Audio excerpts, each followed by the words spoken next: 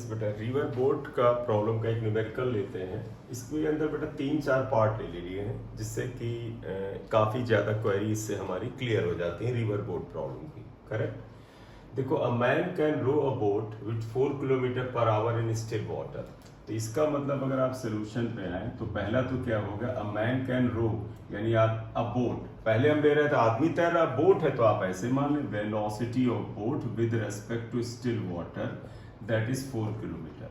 आप चाहें तो वेलोसिटी ऑफ मैन मान सकते हैं कि बोट और मैन एक ही बात हुई, right. Still water, he is crossing a river और velocity of river is 2 kilometre per hour. तो आपको पता वेलोसिटी ऑफ रिवर लिया 2 किलोमीटर पर आवर, आप बना लें यहाँ पर डायग्राम कि velocity of river V R जो है वो 2 है, 2 kilometre per hour, right. In what direction will his boat be headed if he wants to reach a point on the other bank directly opposite to the starting point। अब इन्होंने क्या कहा है कि वो किस डायरेक्शन में अपनी बोट के हेड को रखे, मतलब बोट को किस तरफ सेल करना शुरू करे जिससे कि डायरेक्टली वो अपोजिट पॉइंट पे पहुंच जाए। तो वेलोसिटी ऑफ रिवर ये है 2 किलोमीटर पर आवर, वो यहां से शुरू करता है।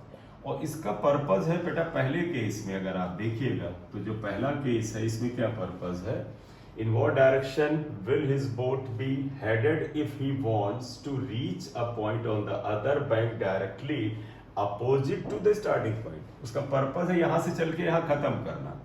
तो आपको अभी बताया है बेटा, अगर आप चाहते हो कि यहां पर जाके इस जगह खत्म करें तो आपको तैरना पड़ेगा कुछ एंगल पर, इस तरफ तैरोगे, ये आएगा velocity of boat with respect to river and that is 4, ये 4 के बराबर है। अब कितने एंगल पे कहा तो थीटा मान लो। एट व्हाट डायरेक्शन, डायरेक्शन का मतलब एंगल, तो सपोज बेटा उसको बोट को इस डायरेक्शन में रखना चाहिए और ये 4, और जब वो इधर रखेगा तो यहां खत्म करेगा। तो वही आप ले लो, let boat will be headed at angle theta. अब डिपेंड करता है ना एंगल कहां से, कई बार क्वेश्चन में आंसर जो है इस एंगल का नहीं करेंगे, वो कहते हैं एंगल इज कुछ दे दिया इतने degree from the direction of flow of river. तो देखो रिवर फ्लो ये है, इसका तो ये भी तो रिवर फ्लो हुआ क्योंकि ये सब नदी का बहाव। तो अगर रिवर फ्लो से डायरेक्शन कहते हैं ये 90 डिग्री इसमें जोड़ देना, तो ये निकालो ये जोड़ देना, ठीक है। तो बताइएगा, तो देयरफॉर इन ट्रायंगल अगर आप आए, ट्रायंगल ABC आप देखें, ABC ट्रायंगल में अगर आप देखें ABC, बताइए साइन थीटा कितने के बराबर है, sine theta is equal to पर केस आप आएगा VR upon VBR equal to 2/4 equal to 1/2 आया। तो sine theta is equal to half, और तुम्हें पता साइन थीटा हाफ जो होता है थीटा इक्वल टू 30 डिग्री के लिए होता है। तो इस डायरेक्शन से 30 डिग्री पर उसे बोट को सेल करना चाहिए, या क्या कह सकते हैं, और थीटा डैश इक्वल टू ये 90 जोड़ दो, 90 प्लस 30 इक्वल टू 120, और ये 120 डिग्री बेटा किधर से होगा, from the river flow, from the river flow, river flow से 120 डिग्री पर सेल करना चाहिए, करेक्ट। तो ये बात आ गई। तो इतना पार्ट आया, ये इतने को हम फिलहाल हटा लेते हैं क्योंकि हमने लिख लिया है। अब इसका सेकेंड पार्ट देखिएगा कि कितने एंगल पे जाएगा, वो बता दिया। If width of river is 4 kilometre how long will he take to cross the river. अगर रिवर की चौड़ाई जो है वो 4 किलोमीटर है, तो आप देखिएगा विड्थ ऑफ रिवर 4 किलोमीटर है, W इज 4 किलोमीटर। तो अगर आप देखिएगा ये 4 किलोमीटर आया। अब इनका मतलब है अगर नदी को पार करना है तो कितनी देर में करेगा, यहाँ पे शॉर्टेस्ट टाइम नहीं पूछा है। इनका मतलब है कि वो अगर इस डायरेक्शन में तैर रहा था या बोट को ले जा रहा था तो नदी को वो पार करना चाहता है, यहाँ पहुंचना चाहता है, तो इस समय इसकी वेलोसिटी क्या होगी, ये इतनी रखेगा, एंगल 30 है। Time to cross the river अगर लिखें तो देखो टाइम इक्वल टू आएगा विथ ये, तो आप देखो ये हो गया AB अपॉन इसका वेलोसिटी का इधर वाला कंपोनेंट लोगे that is equal to VBR cos theta, तो अपॉन VBR cos थीटा आ गया। AB कितने के बराबर है, 4 किलोमीटर, और BR की वैल्यू 4 है, cos 30 आ गया, ये कैंसिल हो गया। cos 30 बेटा √3/2 होता है, तो 2/√3 आवर में आएगा, क्योंकि वेलोसिटी किलोमीटर आवर में ली जाती है, तो इसलिए वो नदी को कितनी देर में बेटा पार कर लेगा, 2/√3 आवर्स में, अगर इधर तैरना शुरू करता है। तीसरा part, in what direction should he head, वो किस डायरेक्शन में हेड करे to cross the river in the shortest time. ये तो इंफॉर्मेशन है बेटा, अभी बताया था तुमको डेरिवेशन में कि अगर नदी को शॉर्टेस्ट टाइम में क्रॉस करना चाहता है तो थीटा 0 होना चाहिए, यानी उसकी बोट का हेड 0 डिग्री पर अलोंग अपोजिट पॉइंट होना चाहिए। तो इसको तो आप सीधे यहां पर कर लो। तो थर्ड पॉइंट अगर हम करें सोल्यूशन का, यहां आइएगा, थर्ड पॉइंट अगर आप देखें ये, तो आप समझिएगा, अगर ये कहते हैं थर्ड में, देखिए in what direction should he head the boat to cross the river in the shortest time, तो हमें पता है इन दिस केस, आप पहले पढ़ चुके तो ज्यादा लिखने चाहिए, theta should be equal to 0, यानी उसको अपनी बोट का हेड इधर रखना चाहिए। अब चौथा पॉइंट आएगा, चौथा पॉइंट इसका दिया ही नहीं है। चौथा पॉइंट अगर गौर से देखो एक अलग ही क्वेश्चन है, क्या है, in what direction should in the shortest time. देखो, how long will it take him to row 2 kilometre upstream and then back to his starting point. इनका मतलब क्या हुआ, जिस तरफ नदी बह रही है आप 2 किलोमीटर उसके अप स्ट्रीम में जाएं। जरा समझिएगा डायग्राम तीसरे वाले के लिए, ये नदी का बहाव है बेटा, देखो ये नदी का फ्लो है, वेलोसिटी ऑफ रिवर कितना है, velocity of river 2 kilometre per our था।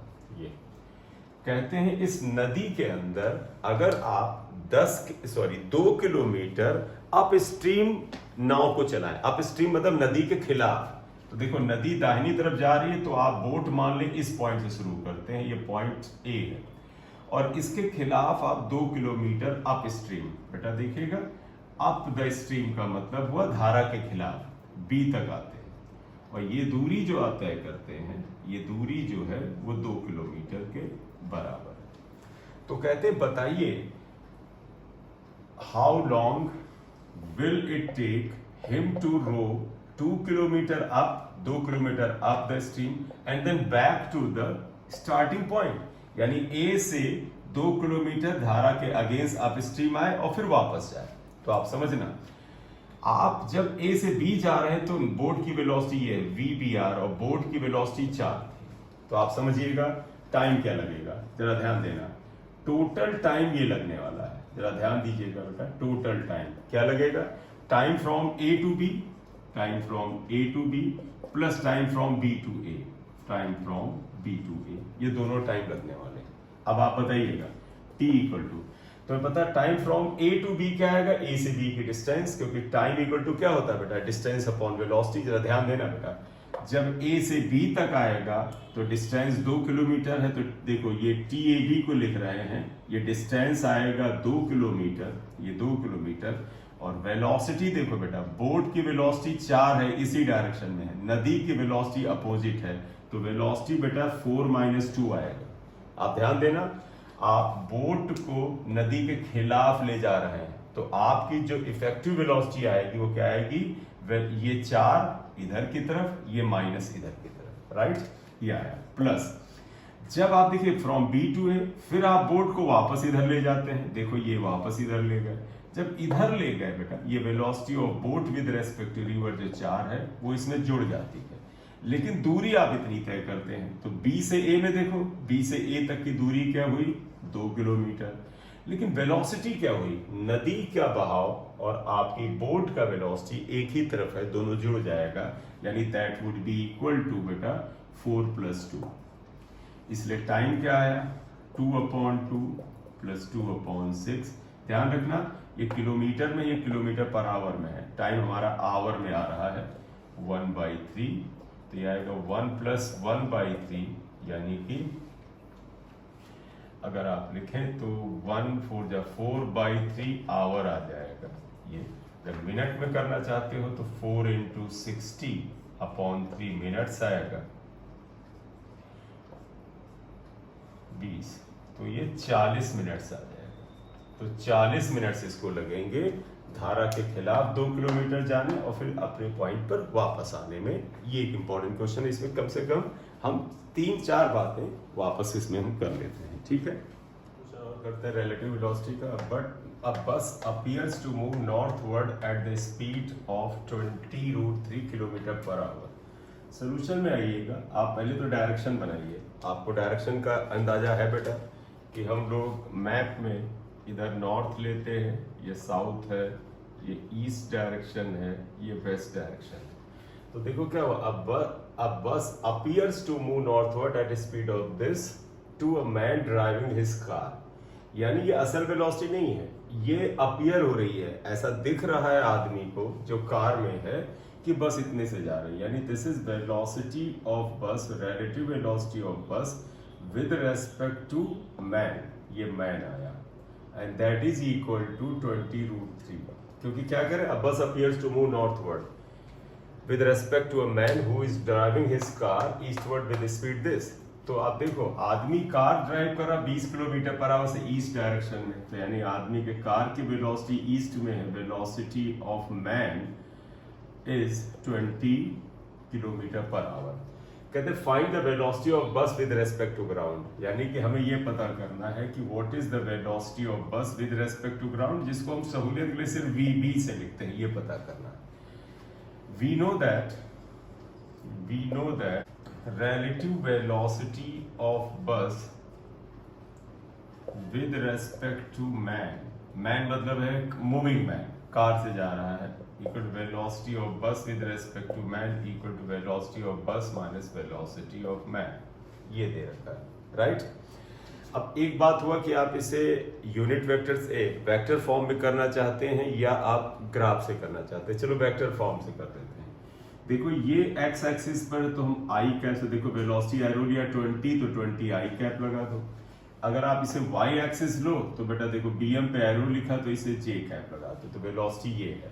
तो पता velocity of man with respect to bus, देखो sorry velocity of bus with respect to man ये है, या लिख दो 20√3 जे कैप। VB पता करना है, इसे पड़ा रहने दो, minus VM velocity of man जो है 20 आई कैप। हमें VB पता करना, तो VB इक्वल टू हो जाएगा 20 आई कैप प्लस 20√3 जे कैप। ये वेलोसिटी ऑफ बस आ गई, आंसर हो गया आपका। लेकिन इन्होंने मैग्नीट्यूड पूछा होगा, तो इसमें बताओ मैग्नीट्यूड निकालो। मैग्नीट्यूड में तो पता बेटा एरो हटा देते हैं, तो ये क्या हो जाएगा, अंडररूट आई के कोएफिशिएंट का स्क्वायर प्लस जे के कोएफिशिएंट का स्क्वायर, ये आएगा। तो अगर आप इसे सिंप्लीफाई करें, देखो बेटा 20 स्क्वायर कॉमन ले लो यहाँ, तो ये कितना बचा, यहाँ बचा 1 प्लस √3 का स्क्वायर 3 होता है, तो 3 और 1 4 का स्क्वायर रूट क्या हो जाता है बेटा 2 आ जाता है। तो देयरफॉर VB ये जो वैल्यू आएगी वो क्या आएगी, 20 स्क्वायर रूट से बाहर निकालो 20 आया, और 3 + 1 4 का रूट से बाहर निकालो 2 आया। यानी velocity of bus will be equal to 40 kilometre per hour, ये होगा। तो बस की ये वेलोसिटी होगा, ये आंसर है। अब अगर आप इसकी डायरेक्शन भी निकालना चाहते हैं, जो जरूरी है, अगर क्वेश्चन में ना पूछें तो आप निकाल लो, यहाँ पर इम्तिहान में मत निकालना। तो बताइएगा this is the velocity of बस आ गया है। अब हुआ कि इसकी डायरेक्शन क्या है, तो तुम्हें याद है वेक्टर फॉर्म में हम क्या करते हैं, let VB makes angle theta with X axis. तो पता है एक्स एक्सिस एंगल थीटा बनाए तो tan थीटा होता है बेटा वेलोसिटी का y कंपोनेंट अपॉन वेलोसिटी का x कंपोनेंट। y कंपोनेंट का मतलब j कैप, तो 20√3 आएगा, अपॉन x कंपोनेंट मतलब है 20, ये कैंसिल हुआ, तो tan थीटा, ये थीटा भी यहाँ लिखते हैं, इक्वल टू √3, इसका मतलब थीटा इक्वल टू 60 डिग्री आएगा। और 60 डिग्री किधर आएगा, जब परफेक्ट डायग्राम बना है, क्योंकि वेलोसिटी ऑफ बस क्या आती है, आई कैप जे कैप दोनों पॉजिटिव है, यानी कोऑर्डिनेट सिस्टम में ये एक्स एक्सिस ये वाई एक्सिस। तो अगर आप लें यहाँ पर, तो इसकी वेलोसिटी क्या है, एक्स और वाई एक्सिस पर 60 डिग्री पर है एक्स एक्सिस से, यानी ये ऐसे है वेलोसिटी ऑफ बस, और इसका एंगल 60 डिग्री है, ये इतना आ रहा है, ठीक है। तो आप क्या कह सकते हो, तुम्हें याद हो हमने मैप में इसे ईस्ट लिया था, तो आप क्या कह सकते हो, डायरेक्शन क्या आएगा, 60 degree towards north of the east, यानी direction is that is 60 degree north of east, north of east होना चाहिए, ये एंगल आना चाहिए। तो इसका आंसर शुड बी, ये आंसर आप अगर आप देखें तो क्या आ जाएगा,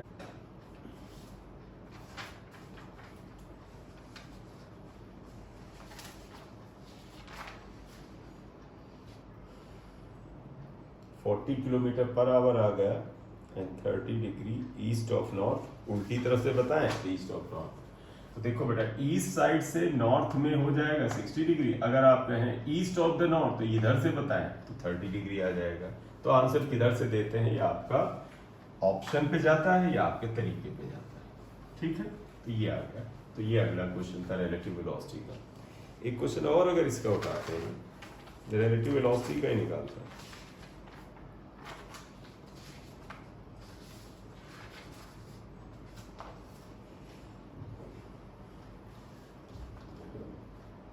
देखो नेक्स्ट क्वेश्चन कर रहे हैं, फिगर शोज, एक इन्होंने फिगर दिया है और उसको बता रहे हैं, figure shows two ships moving in XY plane, two ships moving in XY plane, moving in XY plane with velocities VA and VB, अगर इतनी वेलोसिटी से जाता है, the ships move such that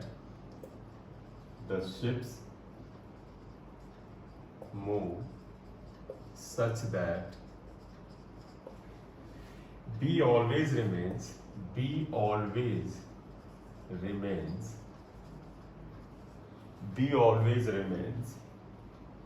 north of A.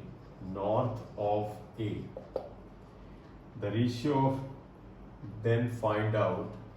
find ratio, तब आपको ratio पता करना है VA अपॉन VB, हमें इसकी वैल्यू पता करनी है। क्वेश्चन में डायग्राम इन्होंने ऐसे दे रखा है, ये कहते हैं एक y एक्सिस है, ये बेटा क्वेश्चन में दिया है, ये x एक्सिस है, और इसमें कहते हैं कि A ये है बेटा, देखो ये पर्सन या कार जो भी है, शिप्स है, A ये इधर जा रहा है, ये VA वेलोसिटी है ये, और इससे कुछ दूरी पर ये B है, देखिए ये B है यहाँ पर, और B की जो वेलोसिटी है वो ऐसे, that is BB and it is at angle theta angle पे है, और ये y कॉम्पोनेंट पे है ये, ठीक। अब देखिएगा क्या आएगा, इन्होंने बोला है कि figure shows two ships moving in XY plane, दो शिप्स हैं जो XY प्लेन में मूव कर रहे हैं, ये बताया गया है, ये ठीक है, with velocities VA and VB, इसकी velocity VA है, ये VB है। The ships move such that B always remains north of A। आप ध्यान रखिएगा, इन्होंने डायरेक्शन के लिए एरो भी बना रखे हैं कि आप इसे नॉर्थ मानो, इसे साउथ मानो, इसे ईस्ट मानो, इसे वेस्ट मानो। कहते हैं दोनों शिप इस तरह से मूव करते हैं कि B always remains north of A। आप खुद बताओ बेटा, ये अगर इधर मूव करेगा, ये इधर मूव करेगा, तो पता नहीं B कहाँ जाए, लेकिन अगर ये हमेशा लगता है कि A के लिए B हमेशा नॉर्थ में है, नॉर्थ में जा रहा, तो इसका मतलब बात समझिएगा, इसका मतलब ये दोनों शिप की जो x एक्सिस पे वेलोसिटी है, जैसे इसकी तो वेलोसिटी x एक्सिस पे ही है, इसकी जो x एक्सिस पे वेलोसिटी आती है that is VB cos theta, वो y एक्सिस पे भी कंपोनेंट बनाना है बना लो, आप इसे कह सकते हो VB sin थीटा। लेकिन अगर आप चाहते हो कि B शिप हमेशा A को नॉर्थ साइड यानी इसी डायरेक्शन में मूव हो करता हुआ यूं नजर आए, तो क्या होनी चाहिए, ये दोनों वेलोसिटी सेम होनी चाहिए। अगर ये और ये सेम है तो इसका मतलब इस एक्सिस पे ये सेम वेलोसिटी से चलेंगे ये, और ये वेलोसिटी इसको ऊपर ले जाएगा। तो आप यकीन करो, जब आप इधर जा रहे हो जितनी गति से, आपका दोस्त भी इतनी गति से जा रहा है, तो दोनों एक दूसरे के रेस्पेक्ट में रुके हुए हो। लेकिन अगर इस समय इसकी वेलोसिटी का एक कंपोनेंट इधर हो तो आपको क्या लगेगा कि ये आदमी आपके नॉर्थ में जा रहा है। तो आप समझो सोल्यूशन में आके क्या कहोगे, to keep B always remain north of A के क्या होना चाहिए, VB cos theta should be equal to VA। ये वैल्यू बेटा जो VB cos थीटा यानी x कंपोनेंट ऑफ B और ये दोनों सेम होने चाहिए। तो इसका मतलब VA अपॉन VB, देखो बेटा VA अपॉन VB क्या होना चाहिए, cos थीटा होना चाहिए। यही आंसर होना चाहिए। तो क्योंकि इन्होंने रेशियो पूछा था, तो रेशियो क्या होना चाहिए, अगर आप चाहते हो हमेशा नॉर्थ में रहे तो ये इसके बराबर आना चाहिए। ये अगला क्वेश्चन हुआ। एक सेकंड आइएगा बेटा, ये एक क्वेश्चन यहाँ लेते हैं। देखिए, a particle is moving eastward with the speed of 6 metre per second. या ये देखो पार्टिकल 6 मीटर पर सेकेंड से ईस्ट डायरेक्शन में मूव कर रहा है। After 6 second the particle is found to be moving with the same speed in the direction 60 degree north of east. तो यही पार्टिकल जो था यहाँ पर था, मान लेते ए पर था, ये मूव करता करता गया और जब इस पॉइंट बी पे पहुंचा तो इसने अपनी दिशा बदल दी और यहां से यहां तक टाइम इसने कितना लिया, delta t equal to 6 second लिया इन्होंने कहा। तो कहते पार्टिकल ऐसे जा रहा था 6 की गति से और यहाँ 6 सेकेंड के बाद ये इधर की ओर मुड़ जाता है। जब ये मुड़ जाता है तो इसका एंगल 60 डिग्री बताया है। तो अगर आप देखें ये इनिशियल वेलोसिटी है तो यहाँ पर, और ये फाइनल वेलोसिटी है। तो अब इन्होंने पूछा find out average acceleration in this time interval. तो आप जरा आइएगा सोल्यूशन में, अगर आइए तो पता है बेटा एवरेज एक्सेलरेशन का बड़ा सिंपल सा फार्मूला है, change in velocity upon time. Change in velocity का मतलब final velocity minus initial velocity upon time. Time 6 second आपको पता है, फाइनल वेलोसिटी इनिशियल वेलोसिटी निकालते हैं। ध्यान देना, इसे क्वेश्चन 1 मान लो। वेयर, ध्यान दो बेटा, देखो V1 इनिशियल वेलोसिटी है, इस वेलोसिटी को आप V1 की तरह ट्रीट करें, ये आएगा।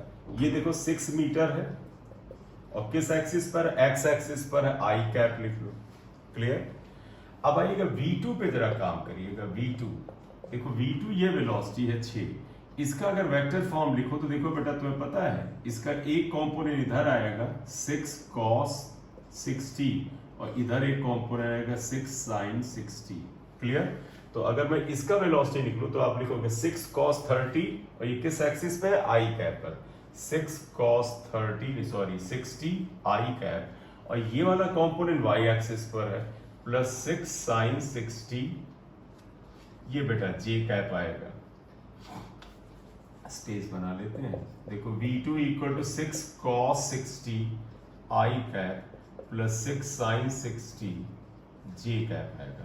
तो V2 देखो यहाँ क्या आता है, V1 तो हम पहले निकाल ही चुके हैं, 6 आई कैप है। V2 क्या आएगा, 6 cos 60 कितना होता है, sin 30 यानी हाफ आई कैप, ये कैंसिल हुआ 3, प्लस 6 sin 60 क्या होता है, √3/2, ये 3 आ गया जे कैप।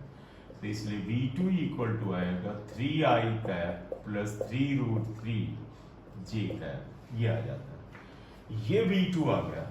अब आप देखो V2 ये हो गया, V1 ये हो गया, V2 V1 को यहाँ रख दो तो आप देखो equation 1 becomes A average equal to क्या आएगा, ये देखो V2 का मतलब ये 3i cap plus 3√3 j cap minus बेटा आप ध्यान देना V1 मतलब 6i कैप अपॉन, या देखो बेटा टाइम कितना था, 6 सेकंड था। इन्होंने बोला था कि टाइम 6 सेकंड लगता है। तो आप इसे सिंप्लीफाई अगर करें तो देखिए क्या आ जाता है। देखो बेटा 3i cap minus 6i cap, तो ये तो बेटा हो जाएगा एवरेज एक्सेलरेशन हुआ minus 3i cap plus 3√3 j cap upon 6 आएगा। 6 से इसे अगर डिवाइड भी करना चाहो तो देखो ये क्या आएगा, ये 6 से ये कैंसिल होगा, तो यहाँ पर हो सकता है average acceleration equal to -1/2 i cap. समझ रहा बेटा, 3 को 6 से डिवाइड किया तो 1/2 आ गया, और ये प्लस देखो 3 को इससे डिवाइड किया तो √3/2 जे कैप आ गया। ये एक्सेलरेशन हो गया।